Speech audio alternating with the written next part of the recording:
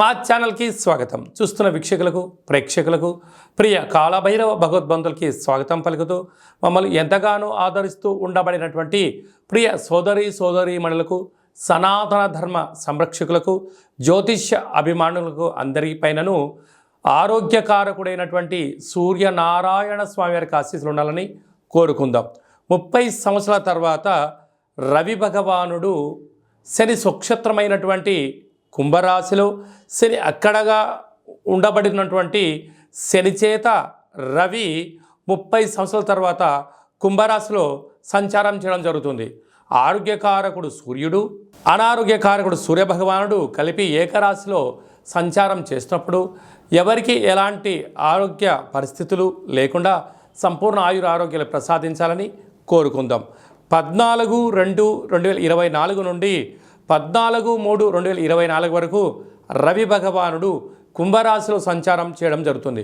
మీనరాశి వారికి రవి భగవానుడు వ్యయంలో కుంభరాశిలో రవిచేత శని భగవానుడు 30 సంవత్సరాల తర్వాత కలిపి సంచారం అవుతుంది కనుక ఒకవైపు వీరికి వేలనాటి శని జరుగుతూ ఉండినను వ్యయంలో రవి శనుల కలయిక ఉండడం వలన అనవసరమైన ఖర్చులు, ప్రమాదాలు, విందులు, వినోదాలు, అనేకమైన ఖర్చులు పంచి ఉన్నాయి. తస్మాత్ జాగ్రత్త.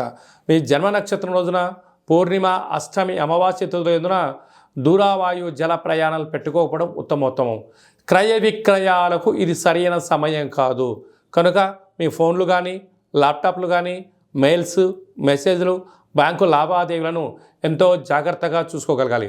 లేకపోతే అనేక రకాలమైన సమస్యలు పొంచి ఉన్నాయి. తస్మాత్ జాగ్రత్త.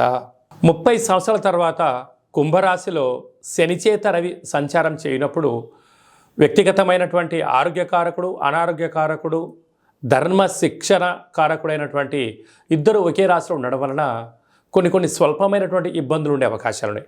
ఇలాంటి కాల సమయంలో 4 శనివారాలు ఉప ఆవాసం చేసి నేల మీద పడుకోవడం, తెల్లటి నువ్వుల పచ్చడి తినడం, 4 ఆదివారాలు మద్యమత్తు మాంసాలకు దూరంగా ఉండడం వల్ల ఎలాంటి దోషాలు లేకుండా మనల్ని సంపూర్ణంగా ఆయురారోగ్యాల్ని ప్రసాదించడం జరుగుతుంది. అలాగా ఏమైనా వాహన ప్రమాదాలు కానీ, మానసికంగా కానీ, శారీరకంగా కానీ ఇబ్బందులు ఏమైనా ఉన్నట్లయితే ఒక తెలుపు క్లాతులో, లేకుంటే నీలం రంగు క్లాతులో, లేకుంటే ఎరుపు క్లాతులో, తెలుపు, నీలము, ఎరుపు 3 రంగులలో ఏదో క్లాతులో గోధుమలను, తెల్ల నువ్వులను మూట కట్టి మీ యొక్క శిరస్సు కింద, అంటే పడుకునే మంచం కింద కానీ ఎక్కడైనా ఉంచుకోండి. ఆ 2వ రోజు వీటిని తీసుకుని వెళ్ళి గోమాతకు కానీ, ప్రవహించే నీటిలో కానీ సమర్పించండి. ఎలాంటి ఇబ్బందులు ఉండవని చెప్పి గమనించాలి. ఇంకనూ మనము అధికంగా సూర్య భగవాను యొక్క ఆశీస్సులు పొందగలగాలి అన్నట్లయితే ఈ యొక్క పాత్ర కంచు పాత్ర. మనకు రాసులు 12 ఎలా ఉంటాయో 12 రాసులు ఇందులో అచ్చు వేయడం జరుగుతుంటుంది. అలాగా మనం పూజ చేసిన తదనంతరము ఒక్కసారి ఇలా శబ్దం చేసినట్లయితే ఓంకార శబ్దం రావడం జరుగుతుంటుంది. ఇలాగా ఓం కాళభైరవాయ నమః. ఈ శబ్ద తరంగాల ద్వారా మనిషి శరీరంలో ఉండబడినటువంటి ఆ సచక్రాలు వికసింపచేసి ఆరోగ్యకారకుడైనటువంటి సూర్యభగవాన్ యొక్క ఆశీస్సులు పుష్కలంగా ఉంటాయని చెప్పి గమనించగలగాలి. కనుక మీ గోత్రనామాలు పంపించినట్లయితే మన యొక్క దేవాలయంలో ప్రతిరోజు సూర్య నమస్కారాలు, సూర్య అరుణ హోమాలు, రుద్రాభిషేకం జరుగుతూ ఉంటుంది. అలాగనే మీకు కాళభైరవ హోమం చేయించి ఈ యొక్క అక్షయ పాత్రను మీకు అందజేయడం జరుగుతుందని చెప్పి గమనించాలి. మీ వ్యక్తిగత జాతకం తెలుసుకోవాలనుకుంటున్నారా? మీ యొక్క పేరు, పుట్టినటువంటి తేదీ, నెల, సమయం, సంవత్సరం రాసి మీరు వాట్సాప్లో పంపించినట్లయితే సంపూర్ణంగా 100 సంవత్సరాల జాతకాన్ని రాసి పంపించి మీరు పుట్టినప్పుడు గ్రహ గమనాలు ఎలా ఉన్నాయి, ప్రస్తుతం ఎలా ఉన్నాయి, రాబోయే కాలంలో ఎలా ఉండబోతున్నాయో సవివరంగా సంపూర్ణంగా తెలియజేయడం జరుగుతుంది. చాలామందికి డేటా బర్త్లో లేనటువంటి వారికి మీ పేరు యొక్క మొదటి అక్షరాన్ని అనుసరిస్తూ మీ యొక్క ముఖ కవళికలను ఒక ఫోటోను పంపించగలిగినట్లయితే హస్త సాముద్రికం ద్వారా, గవ్వల శాస్త్రం ద్వారా, రమణ శాస్త్రం ద్వారా మీకు భూత, భవిష్యత్, వర్తమానాన్ని తెలియజేయడం జరుగుతుంది.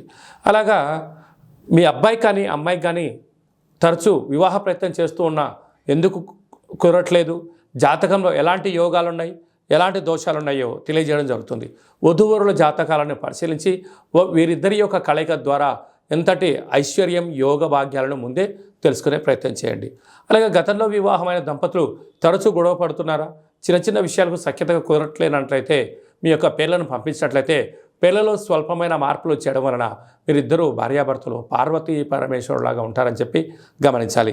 అందరిపైన ఆరోగ్యకారకుడైనటువంటి సూర్యనారాయణుడు, అనారోగ్యకారకుడైనటువంటి సూర్య భగవాను చేత కలిసినటువంటి శని భగవాన్ యొక్క ఆశీస్సులు అందరిపైన చల్లని చూపులు చూడాలని కోరుకుంటూ ఆశీర్వచనం.